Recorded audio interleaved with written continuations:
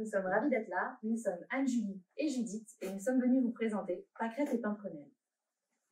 33%. C'est le nombre de femmes qui avouent avoir vécu un épisode dépressif ou s'être senties déprimées après la naissance de leur enfant. Et ce chiffre est très largement sous-évalué parce que les femmes ont honte d'en parler ou qu'il y a un défaut de diagnostic de la part de nos professionnels de santé. La grossesse, l'accouchement sont mis en lumière, mais le postpartum, qui est la période qui suit l'accouchement et que chaque femme va traverser, lui, est complètement invisibilisé. Pourtant, il s'agit d'une période de grand bouleversement. 78% des mères ont vu leur organisation tout à fait chamboulée après l'arrivée de leur enfant.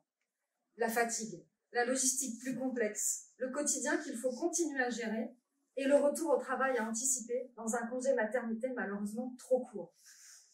Et oui, les doutes, la fatigue, parfois les douleurs physiques, les séquelles d'une grossesse, d'un accouchement qui a pu être traumatique, ce sont ça les réalités du postpartum. Et à tout cela s'ajoute cette peur, cette crainte viscérale qu'ont les femmes d'être de mauvaises mères. Ces femmes, nous les avons rencontrées. Et c'est ce qu'elles nous ont dit. Elles nous disent par exemple, je suis une mauvaise mère parce que je n'ai pas réussi à allaiter mon enfant pendant plus de 6 mois. Je suis une mauvaise mère car malgré les injonctions, j'ai fait le choix de ne pas allaiter mes enfants. Je suis une mauvaise mère parce que j'aime pas faire à manger. Et le soir, je mets des surgelés sur la table. Je suis une mauvaise mère parce que je n'ai toujours pas perdu mes kilos de grossesse. Je suis une mauvaise mère parce qu'après 2 mois, 3 mois, 4 mois, j'ai pas eu le courage de reprendre le travail et de laisser mes enfants à une inconnue. Je suis une mauvaise mère car j'ai dû reprendre le travail alors que bébé n'avait que 2 mois et demi.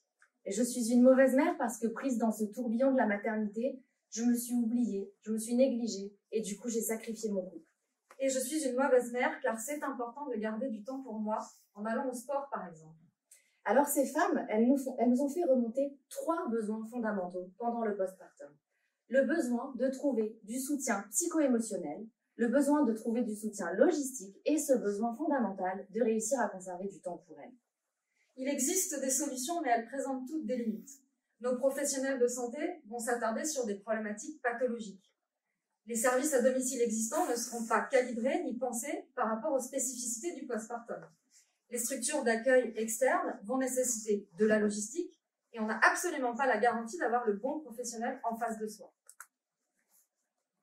Effectivement, c'est pas difficile de trouver un rendez-vous sur Internet avec une conseillère en allaitement. On prend le rendez-vous, mais ensuite, il faut prendre le métro. Elle est qu'à 2 stations de métro de chez nous, mais alors on sort dans le froid, la pluie, avec son bébé, dans la pollution. Et puis le métro, il n'y a jamais d'ascenseur. Comment on fait avec la poussette à se trimballer? C'est une vraie tannée. Et puis on a toujours la bonne copine. Moi j'ai des problématiques de sommeil avec bébé qui va me dire « Suis cette coach sommeil, tu vois, elle est géniale. » Je fais comment pour avoir accès à son agenda? Et comment je suis sûre qu'elle va répondre à mes besoins? Et pourtant, le nombre de professionnels de la périnatalité est en constante augmentation. En 10 ans, le nombre d'accompagnantes périnatales a augmenté de près de 60%. On a donc des femmes, puisque ce sont des professions qui sont très majoritairement féminines, qui aujourd'hui sont en demande et sont disposées à aider les jeunes mamans. Ces femmes, ces professionnels, nous les avons rencontrées aussi. Et elles nous ont remonté 3 besoins. Du soutien commercial, de l'accompagnement pour booster leur visibilité sur ces métiers qui sont nouveaux, mais aussi l'accès à un réseau pour pouvoir booster leur activité.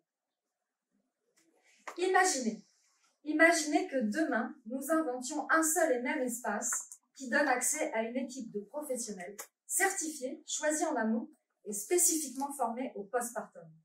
Une équipe pluridisciplinaire qui serait en mesure de vous proposer des plans adaptés à vos besoins, à vos envies, et le tout à domicile. Eh bien, c'est ce que nous avons créé avec Judith, Pâquerette et Pimprenelle. Pâquerette et Pimprenelle, c'est la première plateforme de services à domicile destinée aux mères en postpartum. Sur cette plateforme, nous avons pris en compte à la fois les besoins des mamans et les besoins des professionnels de la périnatalité. Pour les mamans, la simplicité, j'ai accès à tout en un seul espace. La sécurité et la qualité, je sais que les professionnels avec qui je vais être mis en relation auront été choisis, sélectionnés. Le confort logistique, tout se passe chez moi. Et puis l'écoute, l'approche bienveillante, ce qu'on va me proposer sera adapté et sera personnalisé en fonction de mes besoins. Et pour nos experts, la Pâquerette et Pimprenelle, c'est l'occasion unique d'aller à la rencontre de ces mères et développer leur activité. Alors, sur le site de Pâquerette et Pimprenelle, vous trouverez des prestations qui concernent à la fois le bébé, mais aussi la maman. Parce que pour que le bébé soit accompagné pendant ses premiers jours de vie, il faut que la maman se sente elle aussi soutenue et épaulée. C'est un peu l'image du masque à oxygène dans l'avion. Vous avez tous déjà entendu cette consigne, en cas de dépressurisation de l'appareil, on demande à la maman de mettre d'abord son propre masque avant qu'elle mette celui de son enfant. Sur le site de Pâquerettes et Pimprenelles, vous trouverez ainsi de l'accompagnement périnatal, parce que devenir maman, malgré l'image d'Épinal, c'est pas inné. Du coaching en sommeil, parce qu'effectivement, le manque de sommeil, je suis sûre que vous pourrez en attester, mais c'est ce qui est le plus difficile à gérer après la naissance d'un enfant. Vous trouverez également du coaching sportif, du coaching en image pour reprendre confiance en soi et s'appréhender ce nouveau corps, cette nouvelle personne que l'on est devenue. Un soutien logistique avec de la préparation des repas et puis tout un contenu éditorial afin de répondre aux questions que se posent les jeunes mamans. Notre parcours client aujourd'hui va mixer tech et humain sur notre marché test. La maman se rend sur notre plateforme depuis nos réseaux sociaux par exemple. Elle prend rendez-vous de façon automatisée et a accès à un premier échange téléphonique gratuit. On va récolter ses besoins, prendre le temps d'échanger avec elle parce que sur cette phase test, avoir leur retour et leur retour terrain va nous permettre d'optimiser notre offre. On organise la prestation, on mesure la satisfaction et la maman rentre dans un cycle CRM. Demain, le parcours sera 100% automatisé. Prise de rendez-vous, paiement en ligne, même le choix du prestataire via des fiches descriptives, un principe de notation, de témoignage des mamans. On va conserver un numéro vert. On veut le mettre à disposition parce que le postpartum, c'est aussi un besoin d'écoute et d'échange. C'est important qu'on le conserve. Et demain, pour nos partenaires, Pâquerettes et Pimprenelles va devenir un véritable outil de gestion via un back-office personnalisé, gestion de l'agenda, de son activité, accès à des outils de communication. Alors pour nous, aujourd'hui, c'était le bon moment pour lancer ce projet. Pourquoi ? Ceux qui suivent parmi vous l'actualité en santé publique l'auront sûrement vu. Le gouvernement a placé les 1000 premiers jours de l'enfant comme un enjeu de santé publique pour accompagner les familles pendant cette période cruciale qui comprend évidemment la période du postpartum. Mais également, nos professionnels de santé, ils sont incentivés sur la détection précoce de la dépression du postpartum. On prend en compte cette pathologie comme étant un véritable problème de société et un problème concernant un nombre important de femmes. En parallèle, la parole des femmes se libère.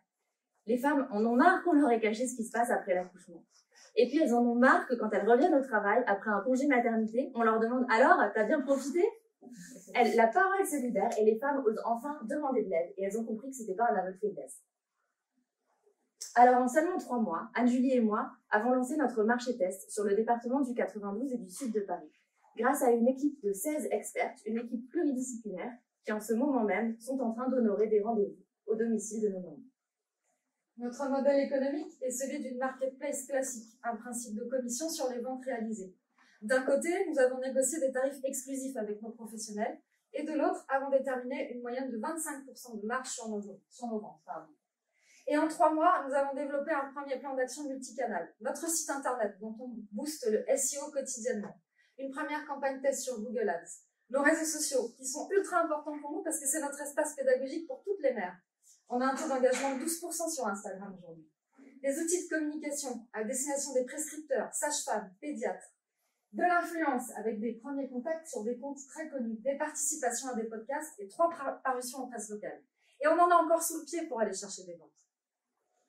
Et puis aujourd'hui, Pâquerettes et Pimprenelles, c'est une équipe engagée autour de nous. Nos 16 expertes avec qui nous échangeons quotidiennement. Notre réseau support, avocats, experts no-code pour continuer à penser à demain. Et un board engagé, composé de nos proches, mais qui ont leurs skills et qui nous aident quotidiennement, mais aussi de tous les mentors que nous avons pu rencontrer à la session.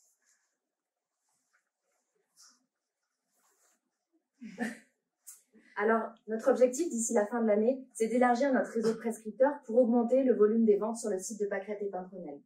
Là, d'ici la fin du mois, par exemple, nous avons rendez-vous avec la chef de la maternité de l'hôpital de Versailles.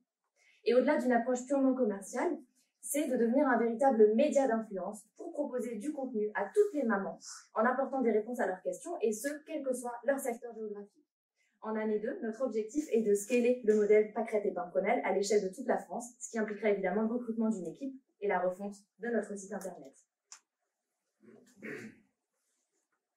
Alors aujourd'hui, nous sommes face à vous avec notre beau projet, parce que nous sommes à la recherche d'un financement à hauteur de 30 000 €, notamment pour refondre le site internet et optimiser nos actions de communication. Et puis aussi d'un accompagnement stratégique renforcé via du mentorat ou l'ouverture d'un réseau. Parce que c'est un formidable projet, Pâquerettes et Pimprenelles. Alors, est-ce que ça vous dit qu'ensemble, nous ayons plus d'impact?